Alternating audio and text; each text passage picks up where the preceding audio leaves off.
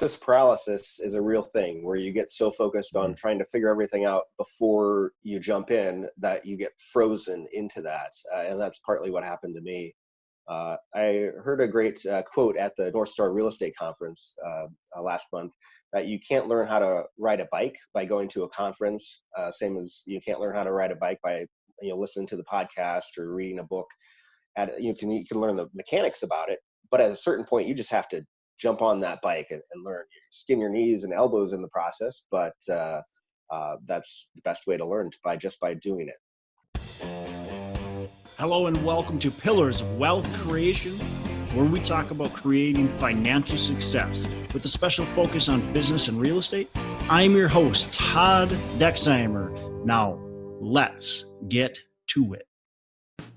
Hey, our sponsor for the show today is Pine Financial Group, the leader in hard money lending in Colorado and Minnesota, and they were recently approved to offer their investment publicly. This investment offer is only for investors in Colorado and Minnesota and is only made through their investment prospectus. Get your copy today. Simply visit www.pineinvestments.com and click to get started. Look, there's a reason why some of the wealthiest people in history invest in loans backed by real estate. Learn more about the risks and returns at www.pineinvestments.com. Hello and welcome back to Pillars of Wealth Creation. I'm your host, Todd Dexheimer. With me today, I have Matt Jones. Matt, how are you doing today? I'm doing great. How about yourself?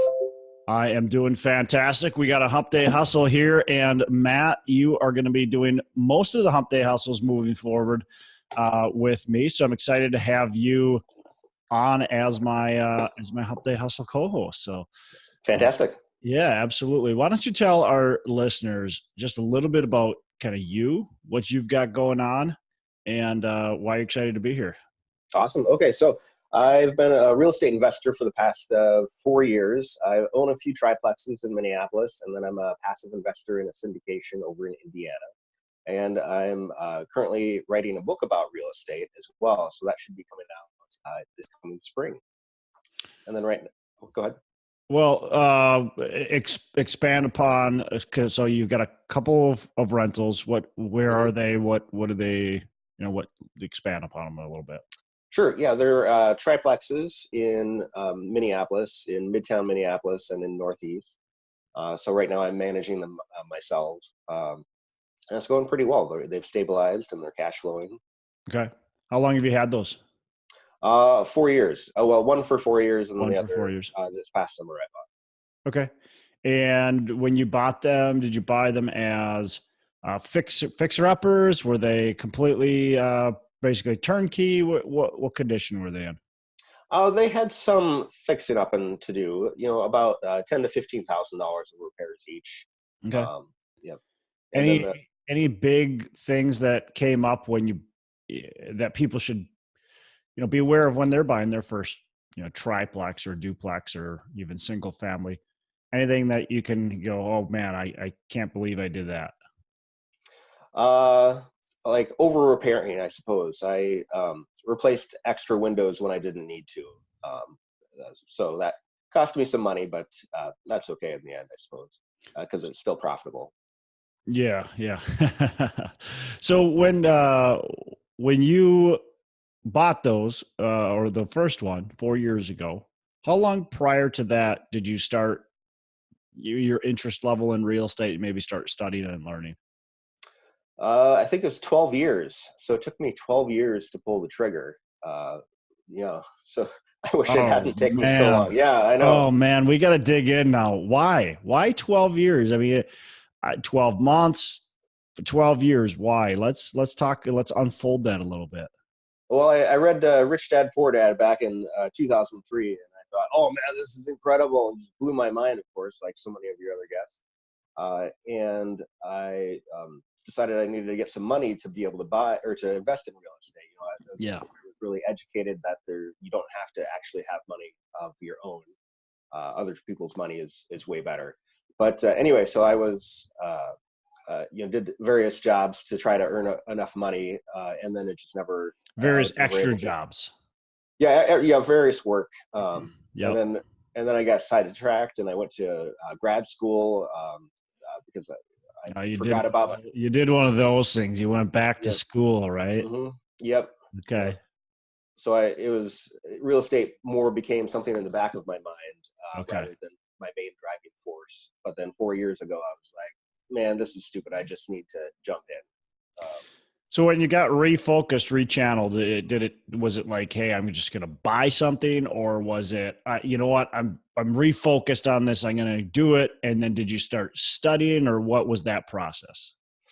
Yeah, studying some, but I think it was more, I found a realtor who specialized in, the small multi-unit places. And Gotcha. I was looking for like a duplex to fourplex that I could house hack Yep. and start off from there. And is that what you did? Did you house hack it? Did you live it? Yep. Okay, perfect. And how'd you enjoy that experience? Did you like living in the property and doing that, or would you suggest that for others?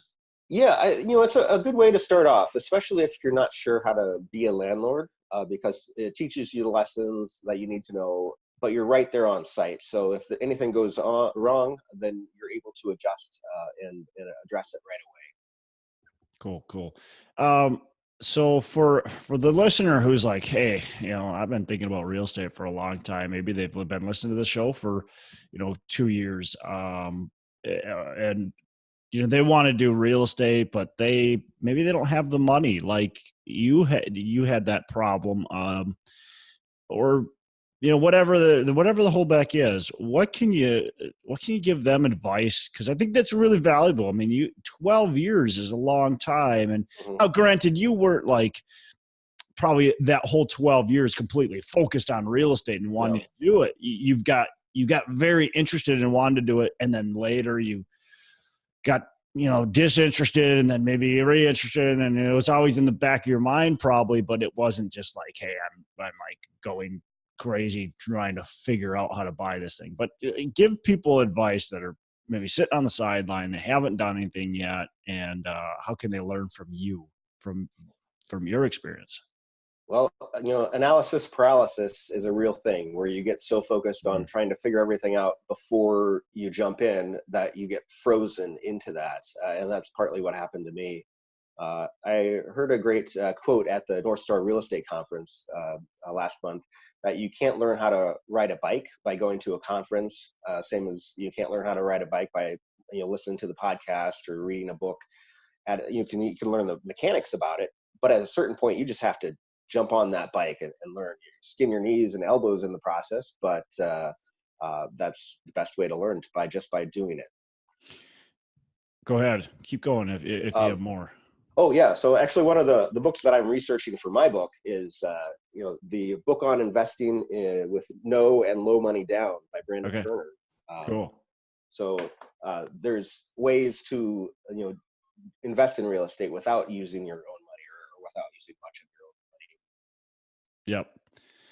Yeah, definitely. I mean, I've experienced that myself. There's been plenty of times. I mean, when I first started in this real estate thing, I didn't have money, and I did 3 deals kind of all at once, and it wasn't because I had a ton of money. I didn't really have any money. So yeah, definitely there's ways to get involved, and for sure you've just got to eventually take action. We're not telling you, I don't think you're telling anybody, and I wouldn't tell anybody just to dive in without having any sort of education or understanding what you're doing, but you do need to eventually take action. And everybody's a real estate investor, but only a few people are actually investing in real estate. Yeah, exactly. I mean, educate yourself first, but don't overdo it. I mean, the best education is what you get by actually doing it. And I look back on my 12 years of inaction, like, oh man, if I would have started invested here or then or whatever, I could have made so much money. But anyway, I'm doing it now. So focus on now. Yeah, focus on now. I mean, yeah, you can always go back and kick yourself for what you've maybe not done in the past, but now you're buying these properties, you've bought several of them, and you're having success with them, and that's what matters. That's what counts. You're taking action. So that's huge. Hey, let's take a minute to thank our sponsor, Pine Financial Group. Look, you work hard for your money. Is your money working hard for you? Because of inflation, money sitting idle erodes your wealth. Many investors understand that real estate is a great investment, but may not want the effort or the risk that comes with owning their own property. They want to sit back and have payments hit their bank account each and every month. Stop eroding your wealth and start building it by asking your money to work for you. You should be earning profits while you sleep, an investment backed by real estate. Pine Financial Group, the leader in hard money lending in Colorado and Minnesota, was recently approved to offer their investment publicly. This investment offer is only for investors in Colorado and Minnesota and is only made through the investment prospectus. Get your copy today. Simply visit www.pineinvestments.com and click to get started. There's a reason why some of the wealthiest people in history invest in loans backed by real estate. Learn more about the risks and returns at www.pineinvestments.com. It's www.pineinvestments.com. Let's move on. What are some goals? What are you kind of trying to accomplish here in the near future? What's your focus on? Let's go ahead in real estate. A couple things. I'm looking to expand my network in real estate. I think that's one of the biggest mistakes I made when I was first starting out, by having the arrogance to think like, oh, I'm smart, I can figure it all out on my own. I can do it all on my own. Oh yeah, so true, man. It's easy to think, well, I'm smart. I'm smarter than most people, and of course I can do this. Yeah, and it was just going so slowly for me. And then I realized, I can't be stupid about this. I need to have a network, a team of people and their knowledge and resources that I can share with and add value to them as well. And then I'm also looking at learning more about real estate syndications. I'm a passive investor in one. I'm looking to become a sponsor or a general manager in future ones, because I think, this is something I could definitely do. It's well within my wheelhouse of abilities. And so I see that as my future, of sponsoring large multifamily syndications where I have skin in the game as well. It's just safer, I think, than these small multi-unit places.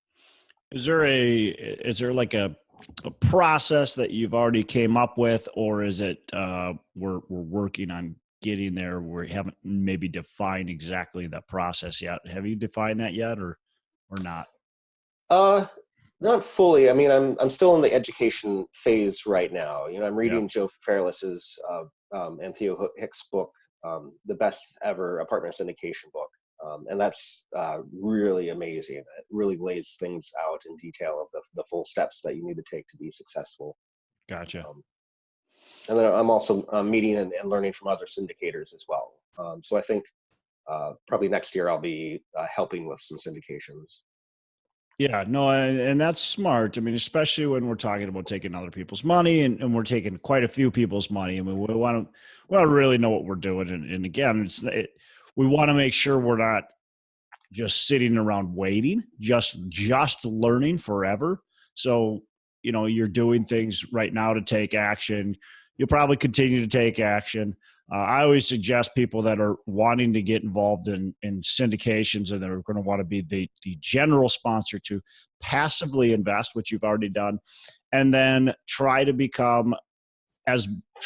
figure out different ways to become part of other people's deals. Now, you might not be able to, but you could volunteer for them. You could help with underwriting. You could help bring some money into the deal, all kinds of different stuff. And you might not even be able to get paid for it, but there's opportunities to get involved. And if you can, I think that's good to take advantage of. So, so kudos to you for getting started, for investing passively. I think that's a big step. And then obviously recognizing some of the weaknesses that you might have and trying to work on those right now. So that's really good as well.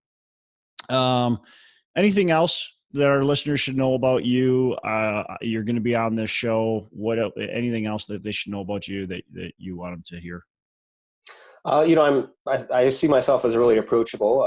I'm always willing to share my knowledge, my mistakes, my experience with other people. I help run a meetup in Minneapolis as well. The Millennial Investors Focus Group, which is pretty big, 1,700 plus people in that group. So you're welcome to join that group as well. And if they're a millennial investor, how can they join the group? Where can they go? Go to meetup.com or the Meetup app on your smartphone, and just search for Millennial Investors Focus Group. Okay. And that's based in Minneapolis, of course. And then you guys have a Facebook page too, right? Or is that associated with it? Yes, that's right. Okay. Yep. What's is just Millennial Investor Focus Group or? Yep. Just search for that on Facebook and you should be able to find it. Okay. Awesome. Well, cool. Matt, I'm excited to have you on. I'm excited to, do a lot of great things and teach a lot of people and, just continue to push the envelope a little bit with you. So definitely great to have you. So that's all I really have today. Well, before I do that, what about this book? You mentioned this book. Do you have kind of like an estimated time you're going to be releasing it? Where are you at with that book? I'm aiming for springtime of 2020. So there's a lot going into it. But I'm really excited about what's going to come out. It's going to be essentially the go-to manual for beginners to learn the entire spectrum of different ways of investing in real estate. So by reading my book, I'm doing all the research of all the different ways of investing in real estate. And that way, my readers read my book and then they have a layman's understanding of all the different ways, and then they can decide what's best for them. Cool. Awesome. Well, I'm excited. I've heard a decent amount about the book, so I'm excited to see it come out. And obviously we'll be talking about it as it does start to come out. We'll be talking more detail on the book. And it's a book that definitely all the listeners will want to pick up. So that's awesome. All right, Matt. Cool. Well, let's just wrap the show right now. I think that was good. Let's tell the listeners how they can get in touch with you if they ever do want to reach out to you. You can go to my website, bookaboutealestate.com, or you can email me at matt@bookaboutealestate.com. Awesome, Matt. Appreciate it. Look forward to having you on future Hump Day Hustles, and definitely let the listeners get to know a little bit more about you, and definitely reach out to Matt if you want to, learn more about him. Reach out to, have coffee or get together with him, whatever it is. And then of course the Millennial Focus Group too. That would be in Minneapolis. So great, Matt. Have a fantastic rest of the day. Make every day a Saturday. Hey, thanks for listening to the show. Couple things before we go. Again, go on to our Facebook page, Pillars of Wealth. We'd love to have you on there. Go on to iTunes, give us a rating and review, and subscribe to the show. Also, don't forget, reach out to me if you want any help with potentially growing your business, and reach out to John Stiles to help you buy or sell real estate. Thanks for listening. We appreciate it. Have a fantastic the rest of the day. And as I say, make every day a Saturday.